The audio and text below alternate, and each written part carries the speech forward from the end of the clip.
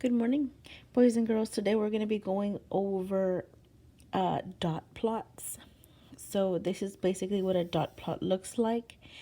It has a number line, and of course it has the title. For example, in this one, it's called field goals attempted. Um, the numbers on the line represent the number of field goals attempted, and it even tells you here number of field goals. So, if you read the problem, it says the game statistician kept a record of the number of field goals a football team attempted in 10 games played last season. The data is shown in the dot plot below. So, they tell you how many dots are on this graph. If you count them, there's 1, 2, 3, 4, 5, 6, 7, 8, 9, 10. And every single one of those dots represents the 10 games played last season. So every dot represents a game, and the numbers on the number line represent the number of field goals. So that means that in one game, they didn't attempt any field goals. In 3 games, they attempted only one field goal. In 4 games, they attempted 2 field goals. In one game, they attempted 3. And in that last game, they attempted 4. And if you guys want to write it like completely, you could write, okay, 0. And then there's 3 ones. Because in this game, each of these games, they attempted 1. And there's 4 twos. 1, 2, 3, 4. Because in each one of these games, they attempted 2 field goals. There's 1 3 and 1 4. Okay, just in case they ever ask you for the total, that way you can write it down. Okay, so if you take a look at this, answer the following questions using the data in the dot plot. In how many games did the team attempt 2 field goals? So you go, okay, number of field goals, 2 field goals. How many games did they attempt 2 field goals? 1, 2, 3, 4. In 4 games, they attempted 2 field goals. And how many games did the team attempt no field goals? Okay, so no field goals, 1 game. Okay.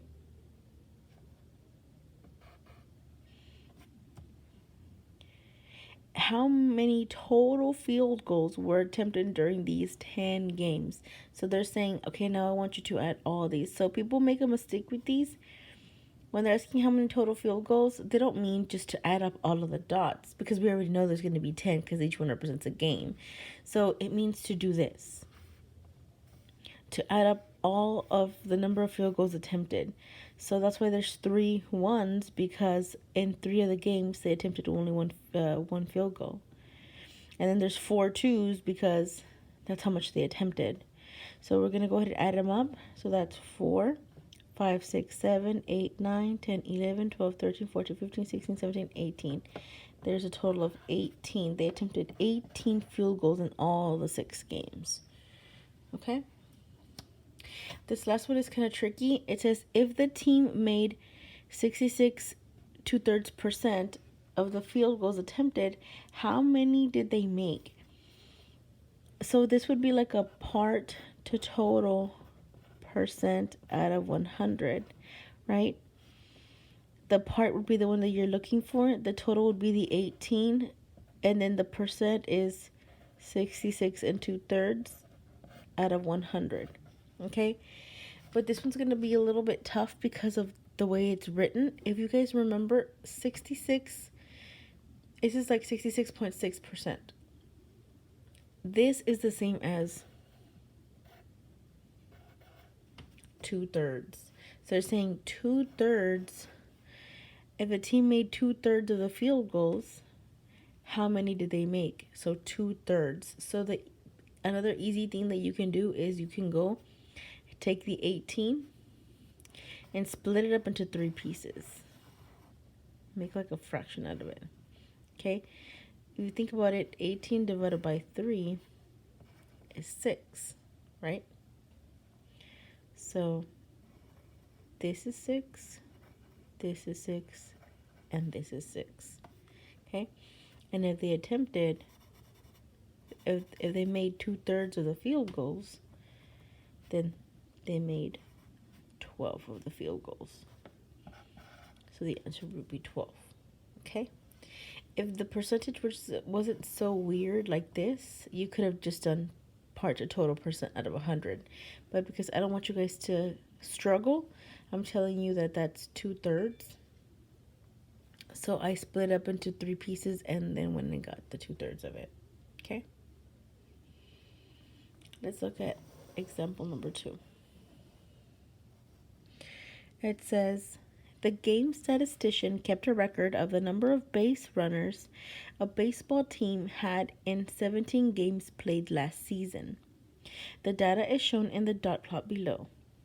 Okay, so they're telling you there's going to be 17 dots on here because each dot represents a game. Okay, 17 total dots. So it says base runners. Okay, so number of base runners. So in 1, 2, 3, 4, 5, and 6 of the games, they had 5 base runners.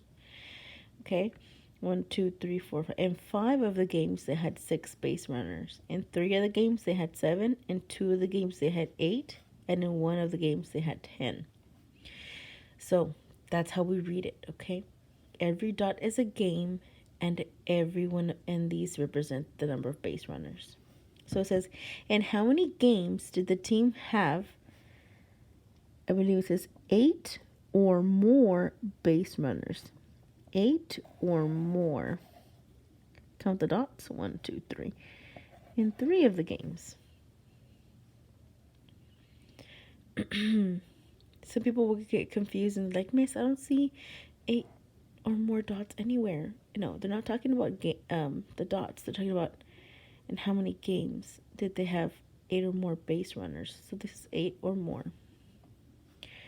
What were the most base runners they had in any of the 17 games? Well, in these games, they only had 5 base runners. So then 10. Okay, what were the most base runners they had in any of the games? 10. Because there is at least one game on 10 base runners. So 10 was the most runners they had in any of the 17 games. So in this game, they had 10. That's the maximum. How many total base runners did the team have during the 17 games? I want you to add all of those up. So you could write them down. How many 5s? 1, 2, 3, 4, 5, 6. So 1, 2, 3, 4, 5, 6. Well, we know that 5 times 6 is 30. 1, 2, 3, 4, 5. Right? 1, 2, 3, 4, 5. We know that 6 times 5 is also 30.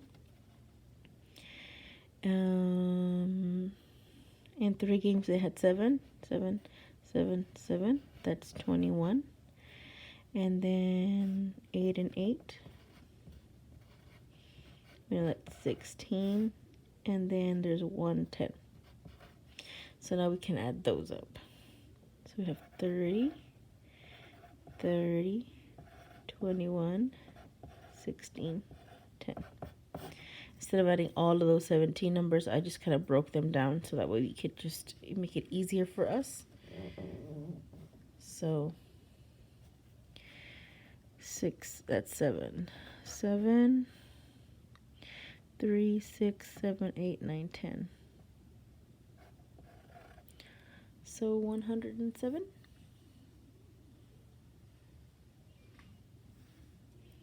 They had a total of 107 base runners in all 17 games. Okay, that is how we do a dot plot. So you have to be careful with what the title and the bottom parts are labeled. Okay, so you have 4 problems on your independent practice. So I can do number 1 with you, so that way you have number 1 at least done. This is what it looks like. Yours are multiple choice. So it says, let me see, let me bring it down a little bit.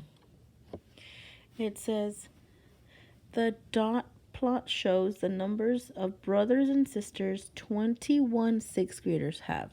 So they're saying, heads up, there's 21 sixth graders. That means there should be 21 dots on here. Okay? Now it says, so it says brothers and sisters. So that means that 3 kids have 0 brothers and sisters. 3 kids have 1 brother or sister.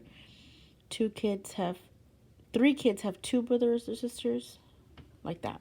Okay, so it says, which statement is true based on the data in the dot plot?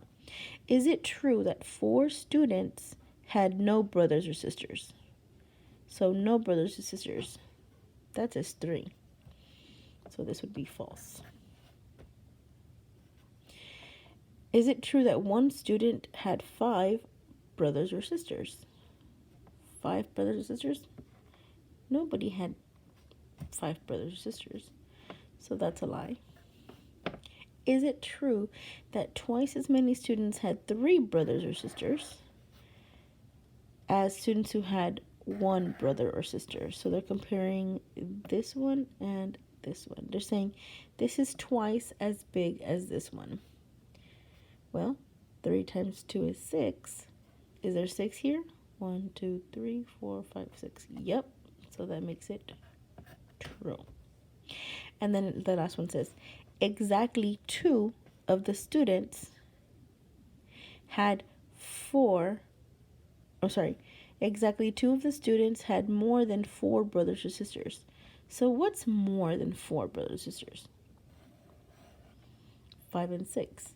Is it true that exactly 2 of the students had more? There's only 1 dot there. So that's false. So H is my answer. Okay? And that is how we do dot plots. Okay? Go ahead and finish number 2, 3, and 4, and then submit it. Okay? Have a great day. Miss you.